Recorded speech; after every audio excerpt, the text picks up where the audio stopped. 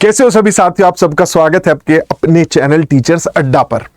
भाई जो सूखा था ना वो मानसून के सीजन में आगे खत्म हुआ है। उत्तर प्रदेश में लगभग 6-7 साल के बाद भर्ती आई है सही तरीके से।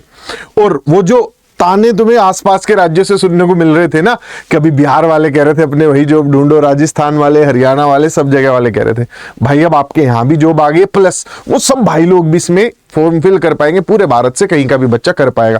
जब सब जगह हर जगह भर्ती होगी ना, हर राज्य में, तो मन की तलखी भी खत्म हो जाएगी कि यार ये सारे लोग यहीं आ जाते हैं, अब आप उन लोगों को भी इनवाइट कर पाओगे। तो उत्तर प्रदेश लोक सेवा आयोग ने नोटिफिकेशन जारी कर दिया। पूरा डिटेल में सारी चीजें डिस्कस करेंगे। कौन भर सकता है, किस उम्र के लोग भर सकते हैं, क्या एग्जाम पैटर्न होगा और परीक्षा कब तक होगी, ये सारी चीजों पर चर्चा कर लेंगे।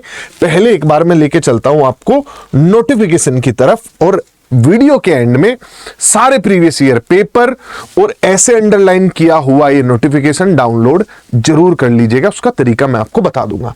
तो उत्तर प्रदेश लोक सेवा आयोग की तरफ से नोटिफिकेशन आ गया है, जिसमें 28 तारीख यानी आज से फॉर्म भरने स्टार्ट हो रहे हैं और 4 सितंबर इसकी लास्ट डेट है। फॉर्म भरने से पहले आपको करवाना होगा वन टाइम रजिस्ट्रेशन OTR। जैसे आप लोगों ने देखा होगा, आप अगर दिल्ली में फॉर्म भरते हो तो एक बारी का वन टाइम रजिस्ट्रेशन हो जाता, आपकी सारी डिटेल सेव रहती, फिर उसी के बेसिस पे आप आगे जाके कभी भी अपना नया फॉर्म फिल कर सकते हो जो भी भर्ती का करना है। तो अब ये सिर्फ ऐसा नहीं है कि लोक सेवा आयोग की इसी भर्ती के लिए वन टाइम रजिस्ट्रेशन करके लोक सेवा आयोग के आगे जितनी भी भर्ती होंगी आप भर पाएंगे। इसकी कोई फीस नहीं होती है, ठीक। इसे जाके भर लीजिएगा otr.pariksha.nic.in पे। मैं नीचे लिंक लगवा दूंगा पूरा फॉर्म भरने की डिटेल्ड वीडियो का। आगे बढ़ते हैं। इसके बाद भाई जो जरूरी चीजें हैं वो सारी शुरू होती हैं यहां से कि माल क्या है सर। माल है भाई मेल फीमेल की लगभग 7,500 भर्तियां हैं, जिसमें से पुरुषों की हैं 5,000 के आसपास और महिलाओं की हैं 2,500 के आसपास। स्पेशल एजुकेटर वाली वैकेंसी भी है। जो हमें डर था कि प्री प्लस मेंस दोनों होगा, भाई वो दोनों हो गए हैं, ठीक। प्री प्लस मेंस हो रहा है, सिर्फ मास्टर नहीं ढूंढे जा रहे हैं, जिले के लिए SDM ढूंढे जा रहे हैं। Candidates who are not permanent residents of UPL are not be given the benefit of reservation और एज रिलैक्सेशन। भाई बाहर के लोग आओ, फॉर्म भरो, आपका जो है सम्मान है पूरा, लेकिन किसी भी प्रकार का आरक्षण का लाभ या उम्र में आरक्षण का लाभ आपको नहीं मिलेगा। ये चीज ध्यान में रखेंगे। भाई बहुत सिंपल है सब्जेक्ट वाइज। अगर हम देखें कौन भर सकता है, क्या सब्जेक्ट एलिजिबिलिटी मांगी गई है, बहुत आसान है।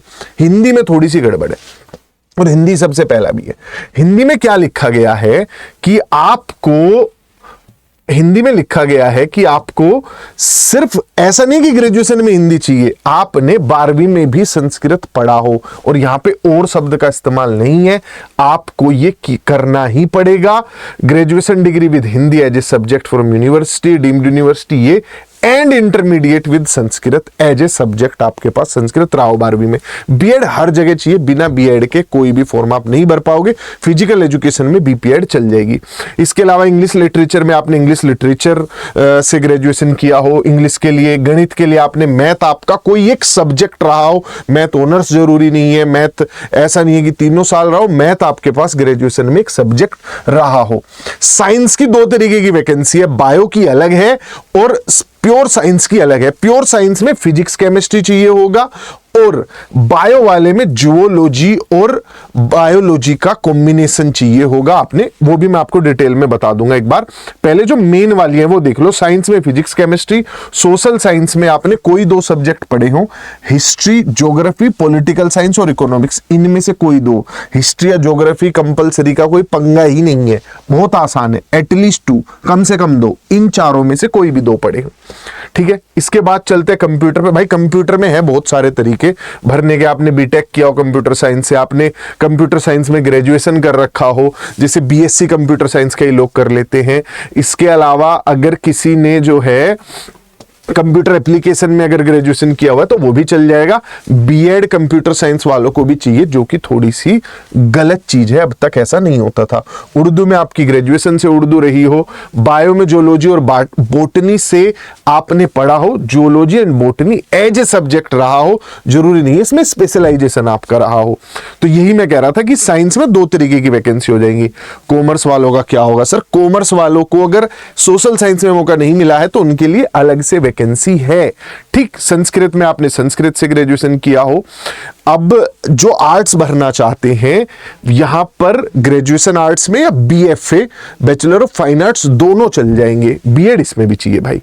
म्यूजिक में आपने ग्रेजुएशन में म्यूजिक की डिग्री ले रखी हो या फिर आपके पास सर्टिफिकेट हो ग्रेजुएशन लेवल का म्यूजिक में, बीएड यहां पर भी चाहिए। कॉमर्स में मैंने कहा आपको अगर सोशल साइंस में मौका नहीं मिल रहा है तो कॉमर्स वालों को यहां पर मौका अलग से मिल रहा है, कॉमर्स की अलग भर्ती है, ठीक ठाक वैकेंसीज भी हैं, भरिए। ग्रेजुएशन डिग्री इन कॉमर्स आप अलग से भर सकते हैं, आपकी अलग भर्ती है। बीएड जरूर चाहिए, तो BEd plus commerce subject combination नहीं बनता कहीं पे आसानी से, यहां बन रहा है। फिजिकल एजुकेशन में ग्रेजुएशन प्लस बीपीएड कर रखी हो आपने या बीपीई कर रखी हो। होम साइंस में आपने होम साइंस में या तो ग्रेजुएशन कर रखा और उसके साथ आपने बीएड कर रखा हो। एग्रीकल्चर की भी वैकेंसी है, तो बीएड प्लस अगर आपकी ग्रेजुएशन है एग्रीकल्चर में तो भी आप इस फॉर्म को फिल कर सकते हैं। बस ध्यान रखिएगा एग्रीकल्चर की वैकेंसी सिर्फ मेल कैटेगरी में है और किसी कैटेगरी में नहीं है। अलग वैकेंसी है स्पेशल जो एजुकेटर है उनके लिए अलग भर्ती है, जिसमें विजुअल इंपेयरमेंट वाली भी है, हियरिंग इंपेयरमेंट वाली भी है, फिजिकल हैंडीकैप वाली भी है। ये सारी भर्ती अलग है। इसमें डिप्लोमा भी चल जाएगा आपका, यानी आपने बैचलरेट कर रखी हो, अपनी ग्रेजुएशन कर रखी हो आपने, और आपकी डिप्लोमा हो या फिर स्पेशल बीएड आपने कर रखी हो, दो चीजें हैं। डिप्लोमा भी चलेगा, स्पेशल बीएड भी चलेगी। आरसीआई में आपका रजिस्ट्रेशन होना चाहिए। ये है स्पेशल वाले टीचर्स के लिए, वो भी वैकेंसी है और ये पहली बार शायद उत्तर प्रदेश में आ रही है, सरकारी पद पहली बार आ रहे हैं। अगला पॉइंट आपका आएगा मन में कि मास्टर जी उम्र का बताओ। उम्र का बहुत आसान है, डेट नोट कर लो आप, और उम्र में थोड़ी छूट मिलनी चाहिए, इसके लिए भी एक अलग कैंपेन चलाएंगे। 6-7 साल में वैकेंसी आई है, बहुत गलत हो जाएगा बालकों के साथ अगर ऐसा चला तो। चलो खैर देखते हैं एक बार क्या है। 2 जुलाई 1985 से लेके 1 जुलाई 2004 के बीच अगर आपका जन्म हुआ है, आप सामान्य कैटेगरी से हैं, पूरे भारत में कहीं से हैं, तो आप ये फॉर्म भर सकते हैं। इसके अलावा फिजिकल हैंडीकैप के बच्चे 1970 में जिनका जन्म हुआ था उसके बाद वाले भी भर सकते हैं। अगर मैं कैटेगरीज की बात करूं, आप अगर SC ST OBC ऐसी किसी कैटेगरी से आ रहे हैं तो 2 जुलाई 1980 तक से लेकर अभी 1 जुलाई 2025 तक आप लोग भर सकते हैं। 1 जुलाई 2025 को एज काउंट की जा रही है, फाइनल डेट। तो लगभग 5 साल की छूट मिल रही है बाकी सब कैटेगरीज को, और 15 साल की छूट मिल रही है फिजिकल हैंडीकैप कैटेगरी को। ये चीज हो गई। अब भाई पेपर प्री प्लस मेंस होगा, ये आपको बता देता हूं। प्री होने के बाद मेंस का फॉर्म अलग भरा जाएगा, ये ध्यान रखिएगा। प्री क्लियर हो जाएगा तो मेंस का फॉर्म अलग भरेंगे। प्री में लगभग 15 गुना बच्चे जो हैं उन्हें क्वालिफाई कराया जाएगा।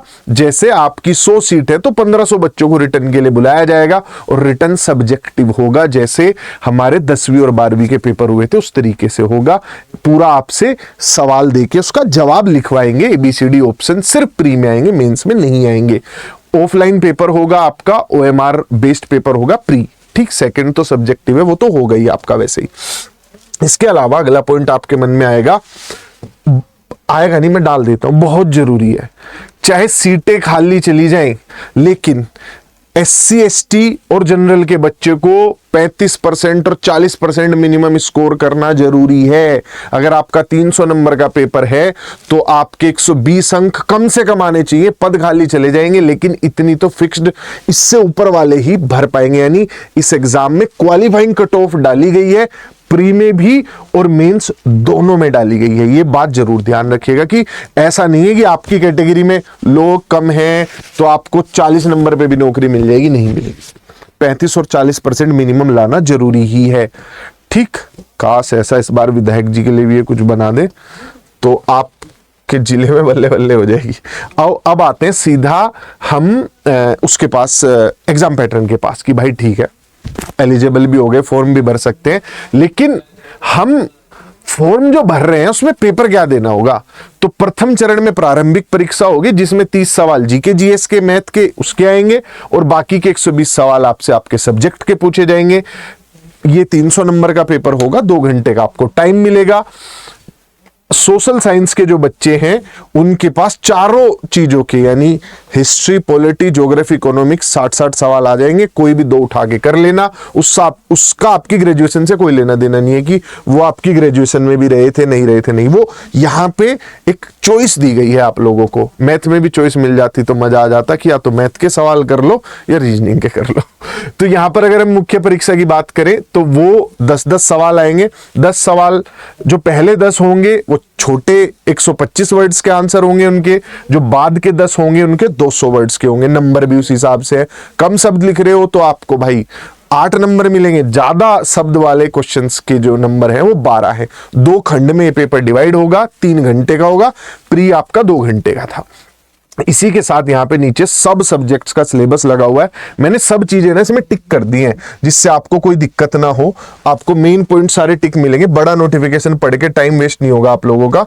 इसमें जो सबके मतलब की चीज है वो मैं एक बार बता देता हूं भाई। सबके मतलब की चीज है ये जनरल स्टडीज कि इसमें क्या आएगा। जो वो 30 सवाल है प्री में, मेंस में कोई जीएस का पेपर नहीं है। जो प्री में जीएस का पेपर है भाई, इसमें इंडियन नेशनल मूवमेंट और इतिहास, भारत की ज्योग्राफी, पॉलिटी और इकोनॉमिक्स, साथ ही साथ एग्रीकल्चर, साइंस, मैथ्स, ये सब चीजों के सवाल होंगे। रीजनिंग इसमें नहीं है। यानी बेसिक जीके जीएस जो होती है वो है और गणित है आपका। गणित में भी 3 ही टॉपिक पे फोकस रखना है, अर्थमेटिक, अलजेब्रा और ज्योमेट्री।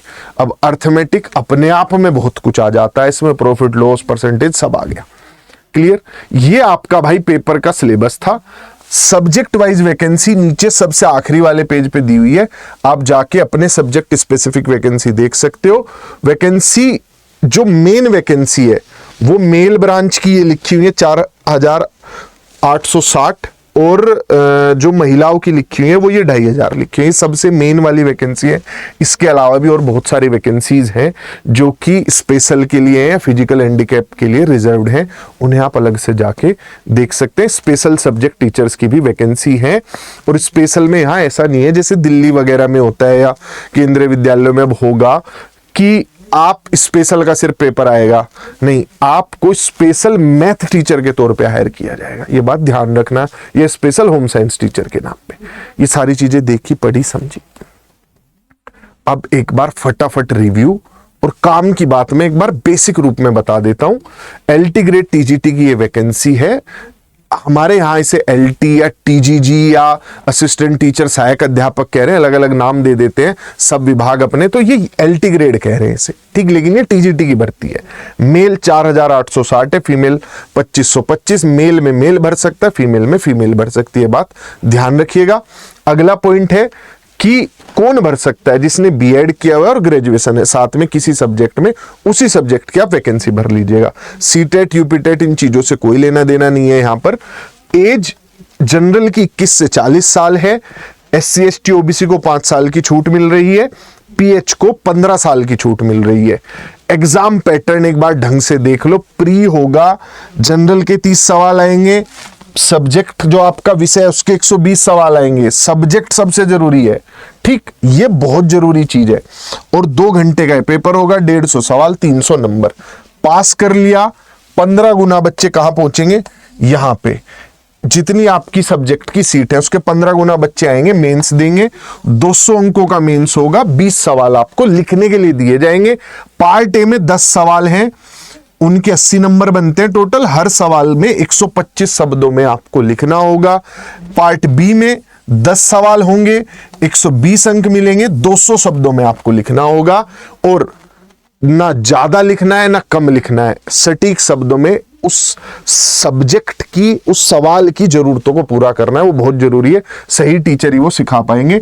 एग्जाम डेट प्री की नवंबर की उम्मीद है। कोई एग्जाम कैलेंडर में अभी तक डेट फिक्स नहीं थी। रिजर्व डेट जो है वो ज्यादा नवंबर और दिसंबर में ही अवेलेबल है। सितंबर में फॉर्म बंद हो रहे हैं। मेंस देखो ये तो भगवान भरोसे चलेगा, उत्तर प्रदेश है, भर्ती आ गई है, इतने ज्यादा उतावले मत हो ना। यूपी टीजीटी पीजीटी वाले बेचारे 2022 से इंतजार कर रहे हैं, आधों की तो शायद कहीं और नौकरी लग के शादी वादी हो गए, बच्चे तैयारी कर रहे होंगे उनके।